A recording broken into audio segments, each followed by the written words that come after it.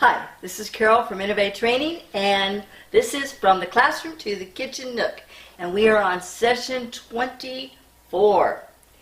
And today what we're going to talk about is managing a hybrid schedule. So, a lot of programs, a lot of schools are going back to class. And a lot of cities, a lot of counties are opening up or reducing their level of precautions so the schools are actually able to open up. In fact, here in Riverside County, they are going back to class on Monday, doing a hybrid schedule. So that's what I want to talk about today. I want to go over that. Now, I talked a little bit about this last week. We talked about managing or tips to go through or tips to use going back to class. Well, here I want to do a little bit more focused on the hybrid schedule itself. So, what is a hybrid schedule? A hybrid is also known as a blended learning schedule. It's a combination of face-to-face with online classes. Usually, and again, this may differ depending on the type of program, the type of education, and the type of school, but usually the lab and the practical are done in class, and the lecture and all the other materials are accessed online. So the lecture is usually recorded in a video, or it may be FaceTime, but usually it's a recorded because the instructor is now spending the face-to-face time in the classroom. So the lectures would be accessed online. It could be 50-50, like I talked about last week. It could be 60-40. It really just depends. And so what you'll have to do is you would have to look at your schedule or your student's schedule and determine how many hours he or she or you will be spending in the classroom, and then how many online. Usually the online can be accessed at any time during the day. And again, depends on the school, depends on the program, and the district as well.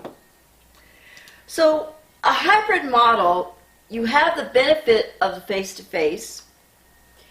You have the personalization because you are able to actually speak with your instructor. You have the also the benefit of the remote schedule, the ability to have a flexible schedule, and then adaptive learning tools are a little bit easier to put into place in an online or blended learning environment. Also, due to COVID, we are able to access social distancing because the classrooms are going to be on tracks or coverts. So, for instance, covert A might attend class in the morning hours. Covert B might attend class in cohort. Cohort would attend class in the afternoon. Cohort C might attend class in the evening. So it really just depends. And you don't have as many students in the classroom, so the students' workstations are able to be spread out.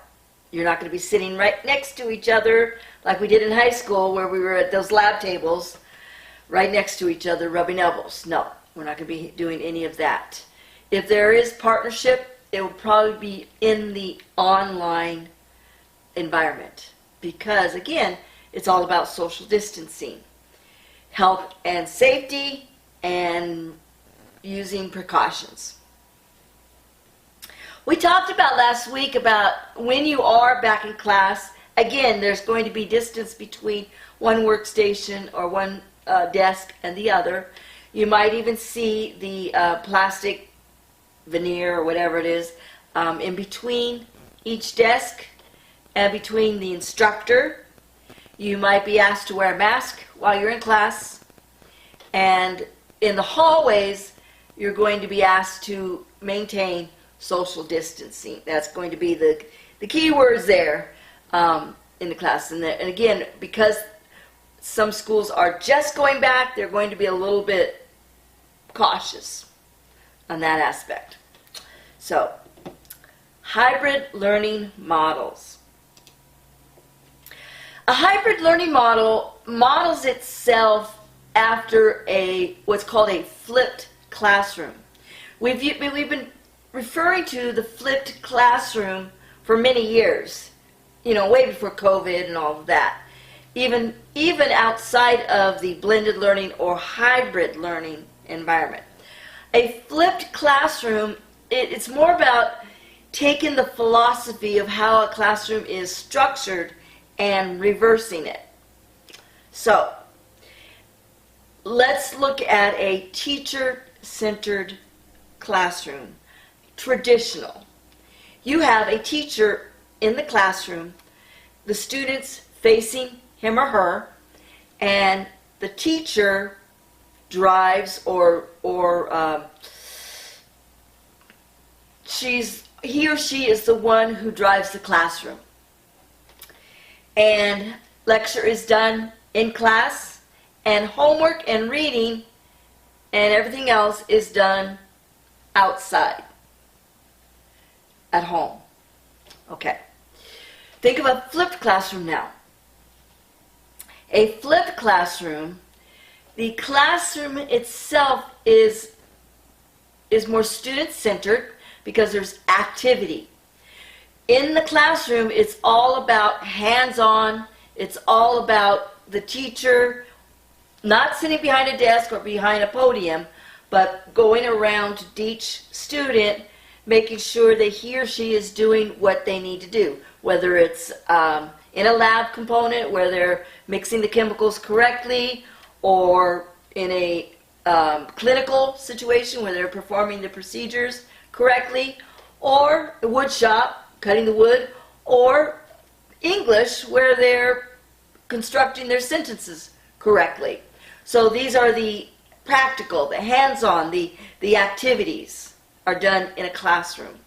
Now again, even group activities, you might be in a group, but you're not going to be face-to-face. The lecture and everything else is done at home through a recorded video or online or some other way, some other method. The thought behind that, or the philosophy behind that, is that the student has a richer experience. When they're sitting in class and the teacher's just lecturing on and on and on, it actually starts becoming routine and boring. And the student, it's actually a wasted opportunity.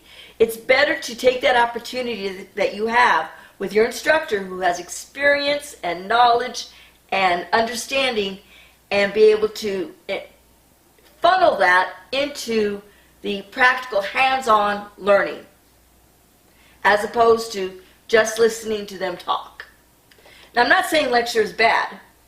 I'm just saying lecture could easily be done or be performed in a setting where the student's at home or on the go, in a car, some other type of setting.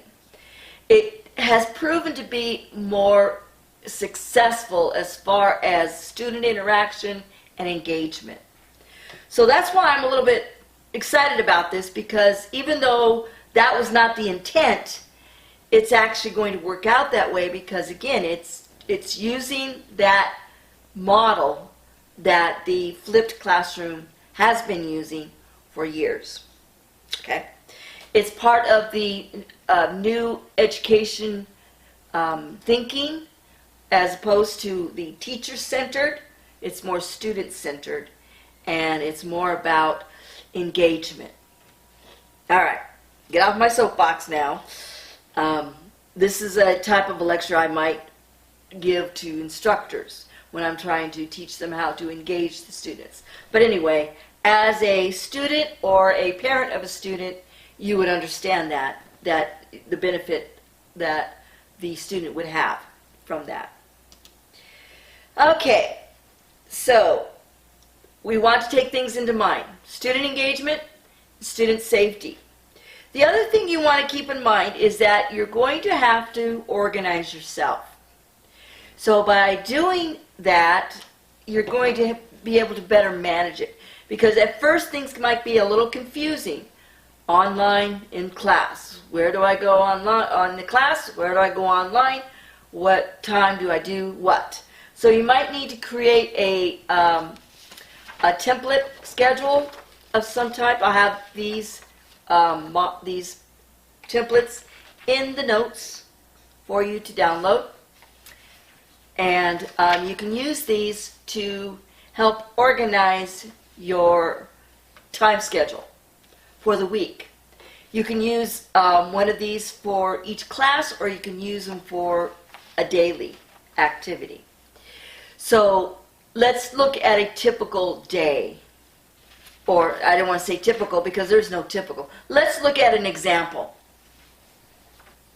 One student, let's say a student who's in cohort A, they would actually attend class periods. And they would attend maybe 7:45 to 8:30, 45 minutes. That's about as long as a class period lasts. And then they have 8 to 10 minutes between classes. And then they'd go to their second period, third period, and so on. They may do this. They may do first, third,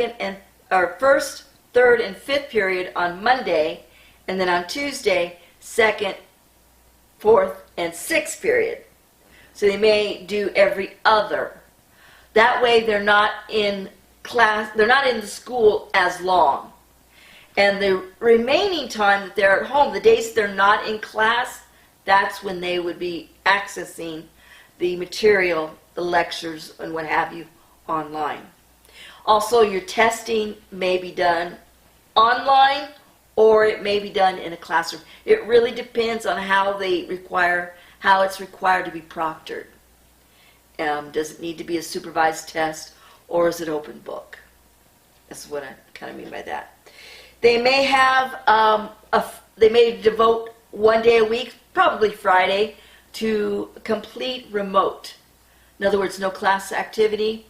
And that would be the time where the students can conference with the instructors. They could maybe schedule a conference period. That's one example. But again, depending on what hybrid or what cohort your student would fall into, you definitely want to create the schedule. Maybe have it up on the board for yourself or for your student.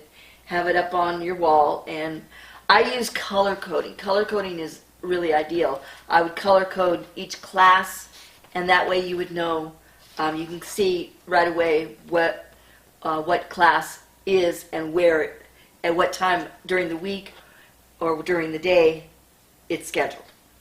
Let's review some of the differences that you're going to see in the classroom. We talked about this last week, but I want to kind of bring it up again. Expect to see that enforcement of facial coverings and social distancing practices. Again, more distancing between the seats, desks facing the same way instead of having tables where we're facing one another. You'll probably be at rows where you're facing one direction. And again, expect the hallway or the corridors to have rules regarding which direction you could be walking. You know, like kindergarten, expect to have your temperature scanned as soon as you walk onto the campus. They may have central entrance places around the school where they have somebody monitoring or checking your temperature. And then again, use of outside spaces for some activities, because again, you know, there's more room to spread out. So that is some of the differences that you will find. As far as the online, it's probably going to be very similar to what you're already doing. Your assignments will be posted Your lectures will probably be recorded as opposed to face-to-face, but it may still be face-to-face or Zoom meetings.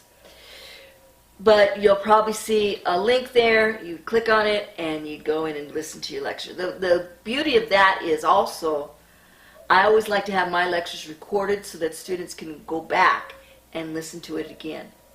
Especially if they haven't done their reading, they could do their reading, they could listen to the lecture, do the reading, and then go back and listen to the lecture again, because now the brain has been sparked with some key phrases and key words. So that's the beauty of, again, to go back and listen to the lecture. So that is the blended type program. Again, it's modeled after a flipped classroom, so it's a positive thing. And it's going to be a good thing for the students as far as engagement. And again, students who have been home for this past year, I think parents are going to be happy about that. But I also think adult students will enjoy the interaction with the class members and the instructor more. Again, we're social animals. We need social interaction.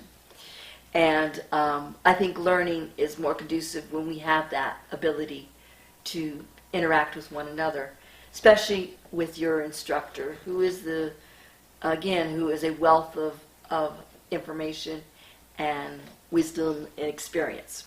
So, this is Carol Peugeot from Innovate Training. This is From the Classroom to the Kitchen Nook, and I'll see you next week. Bye-bye. Hi, this is Carol Peugeot, and don't forget to subscribe, to like, and to hit that bell, because we got a lot of good stuff coming. All right, see you next